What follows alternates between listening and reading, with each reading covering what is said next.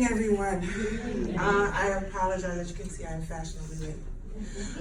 My name is DeMarisa Tompkins. I am the woman of many hats. First, let me say I'm from New York, so it took us a little minute to get here. Traffic sucks.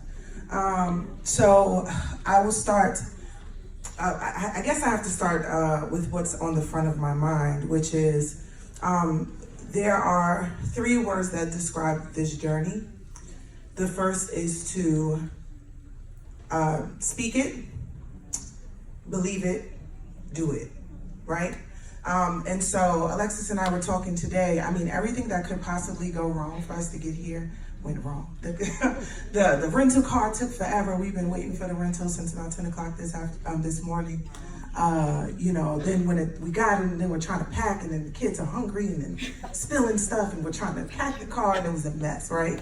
But I said to Alexis, we were texting back and forth, and I was like, when we were struggling to get this car, I was saying, God is not going to bring us this close to leave us. So we're going to be all right. And I'm packing.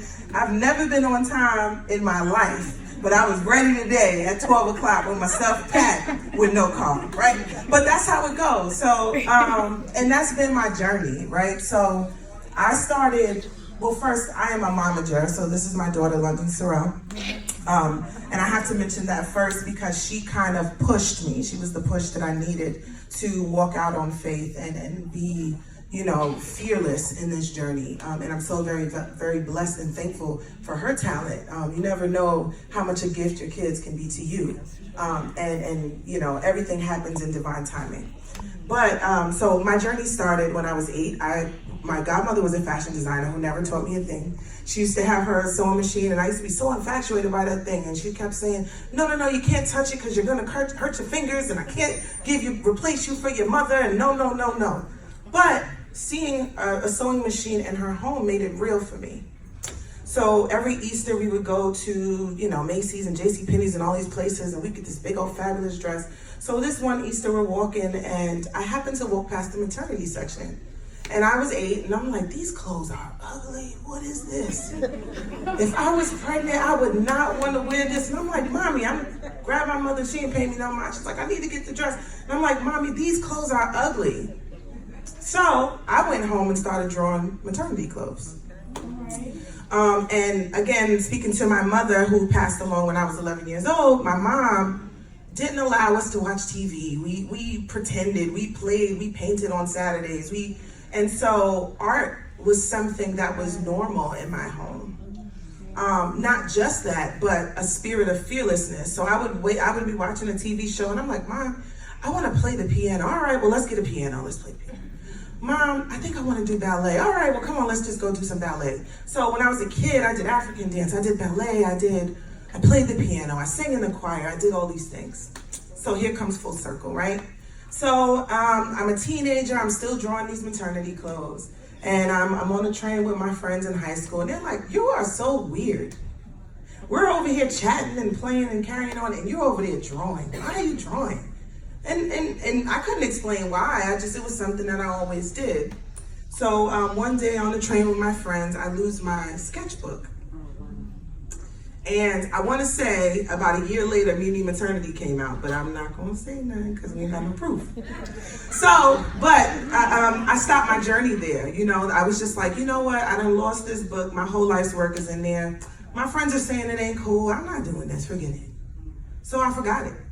And so, my journey continued. When I graduated high school, we were doing college tours and stuff, and I remember thinking I wanted to go away. I remember thinking CUNY or SUNY, right? And so my college counselor is like, well, you can go to FIT. It's still a SUNY, but it's in New York. Tuition is kind of low, So I'm like, okay. So I go, and they're like, you got to take your SATs. But when I graduated, SATs were still optional, right? So, and you could get in a CUNY without SATs. So I was like, I forget that. I'm not taking no SATs, so I'm not going, right? Getting in your own way. So I don't go. And I continue on this journey, and but your destiny always finds you.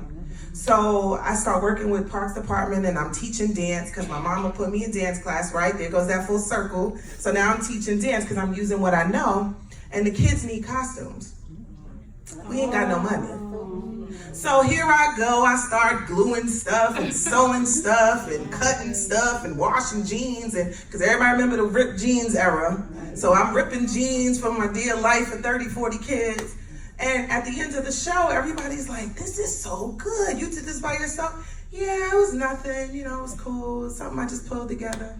They're like, you should really look into fashion. No, I'm not. Okay, cool. I have kids now, right? And God blesses me with this amazing little girl who starts walking when she's 6 months old. She's dancing. Yep. And then she starts singing. So she's singing before she's talking. And you guys remember Rihanna's song, Oh Na Na? Well, so she's singing that and she's bopping and she's moving. I'm like, this little girl got some personality on, right? So we start shooting videos of her dancing and singing. London went viral, I want to say like 3 or 4 times before she was 5. Back then, we didn't know what viral was. We didn't know that was the entry point, right? So I'm like, oh, it's cute. Everybody think my baby cute. Not, where's the money? I forgot that part. But it's okay. It's a journey, right? It's a learning experience. So I missed that part. So London got to be about 4, and she really started taking her career seriously. I have videos of her, and you guys who are following her on Facebook, you can see her at 4 studying Beyonce videos. And getting choreography at 4 on her own, no formal training, no teaching, and she's singing songs that she's passionate about, and her eyes are closed and all of that. So I was like, let's take a chance on it. Let's put our creativity together. So I created a set for her. London led her first performance when she was 4 years old at the Harlem State Office building. She was invited. Dapper Dan was there. All these favorite, amazing people were there, and they got to see her. So that's how our journey started. So I started, I can't forget the most important part. So in this journey, London is struggling with like colorism and bullying in school, and people are telling her that, she's ugly because she's dark skinned and all this other crap, right? And so we have this amazing child who is ultimately just talented, mind-blowingly, this phenom, right? And then we have these people telling her that she's not good enough and making her devalue herself and making her feel insecure. So here I go. I said, well, listen, girl, you're going to be like Beyonce. I know it. I can see it. That's the calling over your life. So if you're going to act like Beyonce, you're going to act like her, you're going to sing like her, you got to look like her. So let me start getting in the closet. Let me pull in my bag. So I started creating clothes for her. And that's how I got started. So she's doing a performance thing. I'm creating outfits for her. And then we start traveling and going to fashion shows because she wants to be America's Next Top Model. So we go to the fashion shows, and a designer stops me in the hallway, and she's like, who made that? And I'm like, me. Really? How long did it take you? I actually made it this morning. Really? Do you do fashion shows? I was like, no.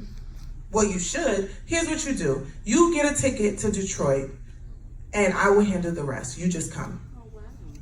Just like that.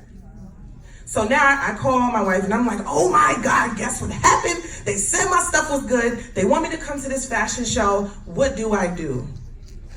Now, this is at a very pivotal moment because I got laid off from my job. I'm on unemployment, money is tight, and I'm just like, why couldn't this happen when I was making $50,000 and I can afford a flight? So what am I gonna sacrifice? And something inside of me said, go, right? So you believe you can do it, and then you have to put it to action. So I go, I booked the flight. I booked one for London. The next time I got a little bit of money, we stayed in some little rinky-dink hotel, and we're gonna go. And I started sewing clothes. It was an amazing show. Our first show was Woke Fashion Show in Detroit. London was featured in the video a bunch of times. Our pictures were put up on the page, and people were reaching out to us, and that's how our journey began. So that was 2 years ago.